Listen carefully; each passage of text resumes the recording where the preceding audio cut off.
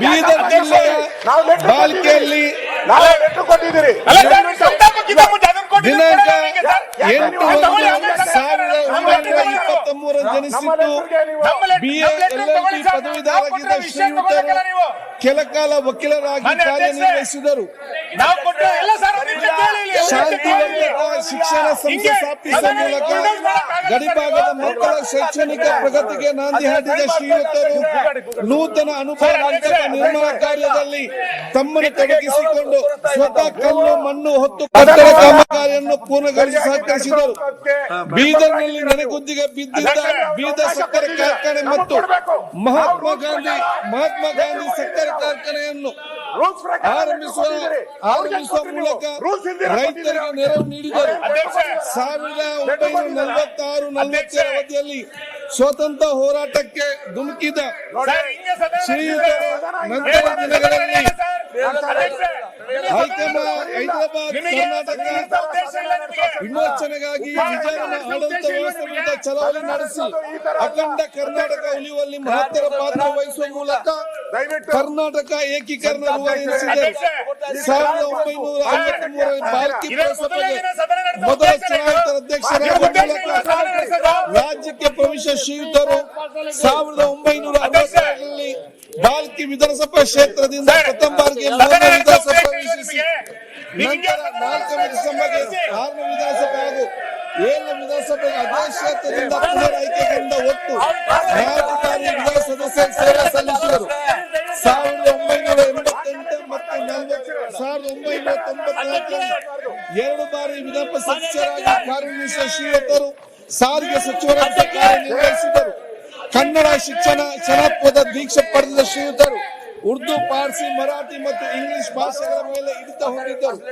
30 ವರ್ಷಗಳ ಕಾಲ ಶಾಂತಿವರ್ಧಕ ಶಿಕ್ಷಣ ಸಂಸ್ಥೆ ಅಧ್ಯಕ್ಷ ಶ್ರೀಯುತರು ಅಖಿಲ ಭಾರತ ವೀರಶೈವ ಮಹಾಸಭೆಯ ರಾಷ್ಟ್ರೀಯ ಅಧ್ಯಕ್ಷರಾಗಿ ಸೇವೆ ಸಲ್ಲಿಸಿದರು.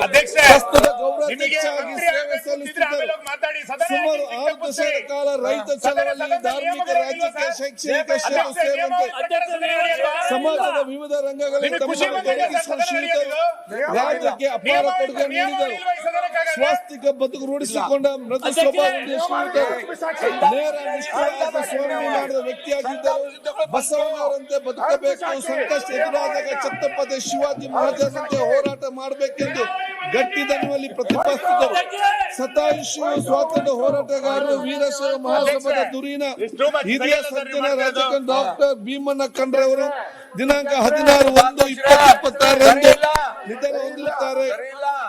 ಕೆ ಲಕ್ಕಣ್ಣ ವಿಧಾನಸಭೆ ಮಾಜಿ ಸಚಿವರಾಗಿ ಕೆ ಲಕ್ಕಣ್ಣ ಅವರು ಕುಣಿಗಲ್ ತಾಲೂಕಿನ ಹೊಸೂರು ಗ್ರಾಮದಲ್ಲಿ ದಿನಾಂಕ 7/8/1946 ಜನಿಸಿದ್ದು ವೃತ್ತಿಯಲ್ಲಿ ಕೈಗಾರಿಕೋದ್ಯಮಿಯಾಗಿದ್ದರು. ಸರಸ್ವತಿ ವಿದ್ಯಾನಿಕೇತನ ನಿರ್ದೇಶಕರಾಗಿ ಕಾರ್ಯನಿರ್ವಹಿಸಿದರು. 2 ಬಾರಿ ಬೆಂಗಳೂರು ಮಹಾನಗರ ಪಾಲಿಕೆ ಸದಸ್ಯ ಕಾರ್ಯನಿರ್ವಹಿಸಿದರು. ಸಾಮಾಜಿಕ ಕಳಕಳಿ ಹೊಂದಿದ ಶ್ರೀಯುತರು 1989 ರಾಜಾಜಿ ನಗರದ ವಿಧಾನಸಭೆ 9ನೇ ಆಯ್ಕೆಯಾಗಿದ್ದರು. ಹಿರಿಯ ರಾಜಕಾರಣಿ ಕೆ ಲಕ್ಕನ್ ಅವರು ದಿನಾಂಕ 11/1/2026 ನಿಧನ ಹೊಂದಿರುತ್ತಾರೆ. ಪ್ರೊಫೆಸರ್ ಗಾರ್ಗಿ ಪ್ರಖ್ಯಾತ ಪರಿಸರ ವಿಜ್ಞಾನಿ ಪ್ರೊಫೆಸರ್ ಮಾಧವ್ ಗಾಡ್ಗೀಳ್ ಅವರು ದಿನಾಂಕ 24/5/1942 ಪುಣೆ ಜನಿಸಿದರು. ಜೀವಶಾಸ್ತ್ರ ಪಡೆದ ಅವರು ಬೆಂಗಳೂರು ವಿಶ್ವವಿದ್ಯಾಲಯದ ಪ್ರಾಣಿಶಾಸ್ತ್ರದಲ್ಲಿ ಸ್ನಾತಕೋತ್ತರ ಪದವಿ ಹಾಗೂ ಹಾರ್ವರ್ಡ್ ವಿಶ್ವವಿದ್ಯಾಲಯದ ಗಣಿತ, ಪರಿಸರ ವಿಜ್ಞಾನ ಮತ್ತು ನಡವಳಿಕೆ ವಿಷಯದಲ್ಲಿ PhD ಪಡೆದಿದ್ದರು. 1973ರಲ್ಲಿ ಬೆಂಗಳೂರಿನ ಭಾರತ ವಿಜ್ಞಾನ ಸಂಸ್ಥೆ ಸೇರ್ಪಡೆಗೊಂಡು ಪರಿಸರ ಸಂಬಂಧದಂತೆ ಬೆಂಗಳೂರಿನ ಭಾರತ ವಿಜ್ಞಾನ ಸಂಸ್ಥೆಯಲ್ಲಿ ಪಾರಂಪರಿಕ ವಿಜ್ಞಾನ ಕೇಂದ್ರ ಮತ್ತು ಸೆಂಟರ್ ಫಾರ್ ಥಿಯರಿಟಿಕಲ್ ಸ್ಟಡಿ ಸಂಸ್ಥೆಗಳು ಸ್ಥಾಪಿಸುವ ಮೂಲಕ ಭಾರತದಲ್ಲಿ ಆಧುನಿಕ ಪರಿಸರ ಸಂಶೋಧನಾ ಅಧ್ಯಯನಕ್ಕೆ ನಾಂದಿ ಹಾಡಿದರು. 10 ಹಲವಾರು ಸಮಿತಿ ಸ್ಥಾಪಿಸಿ ಬೆಳೆಸಿದ ಶ್ರೀಯುತರು ಗಡ್ಗಿಲ್ ಸಮಿತಿ ಎಂದೇ ಪ್ರಸಿದ್ಧವಾಗಿದ್ದ ಪಶ್ಚಿಮ ಘಟ್ಟಗಳ ತಜ್ಞರ ಅಧ್ಯಕ್ಷರಾಗಿದ್ದರು. ಪ್ರಧಾನಿಯವರು ವೈಜ್ಞಾನಿಕ ಸಲಹಾ ಮಂಡಳಿ, ರಾಷ್ಟ್ರೀಯ ಸಲಹಾ ಮಂಡಳಿ, ರಾಷ್ಟ್ರೀಯ ಹುಲಿ ರಸಾಯನ ಪ್ರಾಧಿಕಾರ ಸೇರಿದಂತೆ ರಾಷ್ಟ್ರೀಯ ಹಾಗೂ ಅಂತಾರಾಷ್ಟ್ರೀಯ ಮಟ್ಟದ ಉನ್ನತ ಸಮಿತಿಗಳಲ್ಲಿ ಕಾರ್ಯನಿರ್ವಹಿಸಿದರು. ಲೇಖಕ ಹಾಗೂ ಅಂಕಣಕಾರರಾಗಿ ಗುರುತಿಸಿಕೊಂಡ ಶ್ರೀಯುತರು ಇಂಗ್ಲಿಷ್ ಮತ್ತು ಮರಾಠಿ ಪತ್ರಿಕೆಗಳಲ್ಲಿ ಅಂಕಣಗಳನ್ನು ಬರೆಯುವುದರ ಮೂಲಕ ಜೊತೆಗೆ 250 ಹೆಚ್ಚು ವೈಜ್ಞಾನಿಕ ಸಂಶೋಧನಾ ಪ್ರಬಂಧಗಳು ಪ್ರಕಟಿಸಿದ್ದಾರೆ. ಪಶ್ಚಿಮ ಘಟ್ಟಗಳ ಸಂರಕ್ಷಣೆ ಕುರಿತಂತೆ ಅವರು ನಡೆಸಿದ ಪ್ರಯತ್ನಗಳಿಗಾಗಿ ಪರಿಸರ ಸಂಬಂಧಿಸಿದ ವಿಶ್ವಸಂಸ್ಥೆಯ ಅತ್ಯುನ್ನತ ಪ್ರಶಸ್ತಿಯಾದ ಚಾಂಪಿಯನ್ ಆಫ್ ದಿ ಅರ್ತ್ ಗೌರವಕ್ಕೆ ಭಾಜನರಾಗಿದ್ದು ಶ್ರೀಯುತರು ಪದ್ಮಶ್ರೀ ಪದ್ಮಭೂಷಣ ಶಾಂತಿ ಸ್ವರೂಪ ಭಟ್ನಗರ್ ವಿಜ್ಞಾನ ಮತ್ತು ತಂತ್ರಜ್ಞಾನ ಪ್ರಶಸ್ತಿ ವಿಕ್ರಮ ಸಾರಾಭಾಯಿ ಪ್ರಶಸ್ತಿ ಕನ್ನಡ ರಾಜ್ಯೋತ್ಸವ ಪ್ರಶಸ್ತಿಯ 10 ಹಲವು ಪ್ರಶಸ್ತಿಯಾಗಿದ್ದರು. ಖ್ಯಾತ ಪರಿಸರವಾದಿ ವಿಜ್ಞಾನಿ ಜೀವ ವೈವಿಧ್ಯದ ಪಶ್ಚಿಮ ಘಟ್ಟಗಳ ರಕ್ಷಕ ಪ್ರೊಫೆಸರ್ ಮಾಧವ್ ಗಡ್ಗಿಲ್ ಅವರು ದಿನಾಂಕ 7/1/2026 ನಿಧನ ಹೊಂದಿರುತ್ತಾರೆ. ಖಂಡಿತವಾಗಿ ಅವಕಾಶ ಮಾಡಿ ಕೊಟ್ಟೆ ಮಾನ್ಯ ಮುಖ್ಯಮಂತ್ರಿಗಳು